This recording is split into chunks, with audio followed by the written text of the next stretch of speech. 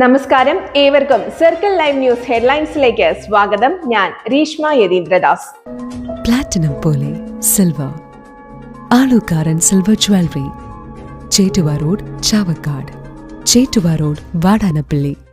ഭയപ്പെട്ടോ, പ്രലോഭനം കൊണ്ടോ, വ്യാമോഹം കൊണ്ടോ BJPക്ക് വോട്ട് ചെയ്ത ബിഷപ്പ് തിരുമേനിമാർ തെറ്റുപറ്റിയെന്ന് ബോധ്യപ്പെട്ട് തിരുത്തേണ്ടി വരുമെന്ന് CPI സംസ്ഥാന സെക്രട്ടറി ബിനോയ് വിശ്വം.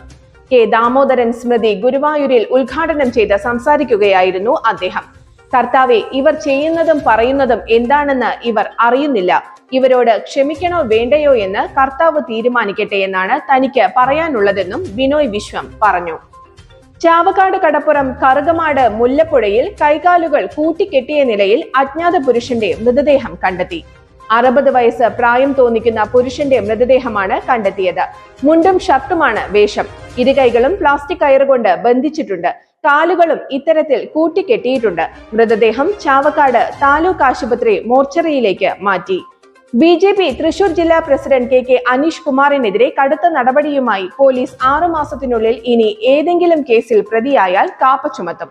തൃശൂർ ഈസ്റ്റ് പോലീസാണ് സബ് ഡിവിഷണൽ മജിസ്ട്രേറ്റ് കോടതിക്ക് ഇത് സംബന്ധിച്ച് റിപ്പോർട്ട് നൽകിയത്.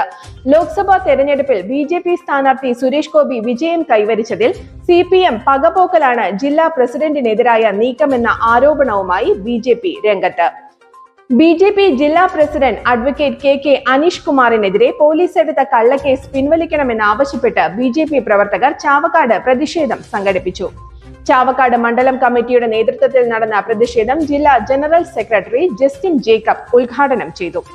വടക്കേക്കാട് കച്ചേരിപ്പടി താമരക്കുളങ്ങര ക്ഷേത്രത്തിന് സമീപം ബൈക്കുകൾ കൂട്ടിയിടിച്ച് അപകടം.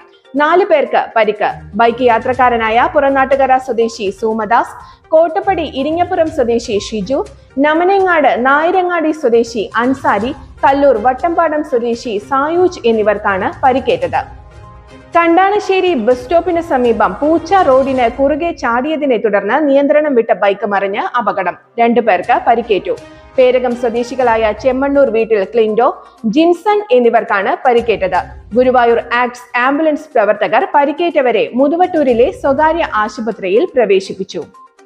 കുന്നംകുളം വടക്കാഞ്ചേരി സംസ്ഥാന പാതയിൽ കാഞ്ഞിരക്കോട് സ്കൂട്ടറും ബസും കൂട്ടിയിടിച്ച് സ്കൂട്ടർ യാത്രികന് ദാരുണാന്ത്യം. വെള്ളറക്കാട് സ്വദേശി വിബീഷാണ് മരിച്ചത്. കാഞ്ഞിരക്കോട് തോട്ടുപാലം മണ്ഡപത്തിന് സമീപത്ത് വെച്ച് ഇന്നുച്ചയ്ക്ക് 1 മണിയോടെയാണ് അപകടമുണ്ടായത്. Palayur saint Thomas major archiepiscopal തീർത്ഥകേന്ദ്രത്തിൽ വിശുദ്ധ തോമസ് ലീഹായുടെ ദുക്രാന ഊട്ടുതിരുനാൾ ഭക്തിസാന്ദ്രമായി. തർപ്പണ തിരുനാളിന്റെ കൊടിയേറ്റം തൃശൂർ അതിരൂപത മാർച്ച് ബിഷപ്പ് മാർ ആൻഡ്രൂസ് താഴത്ത് നിർവഹിച്ചു. കാൽനട യാത്രക്കാർക്ക് ചതിക്കുടിയൊരുക്കി ചാവക്കാട് നഗരത്തിലെ സ്ലാബുകൾ. ചാവക്കാട് ഏനാമാവ് റോഡിലാണ് കാനയ്ക്ക് മുകളിലെ ഇളകിയ സ്ലാബുകൾ അപകടാവസ്ഥ സൃഷ്ടിക്കുന്നത്. ചാവക്കാട് നഗരമധ്യത്തിൽ നിന്നും ബസ് സ്റ്റാൻഡിലേക്കുള്ള പ്രധാന വഴിയിലാണ് ഈ അവസ്ഥ.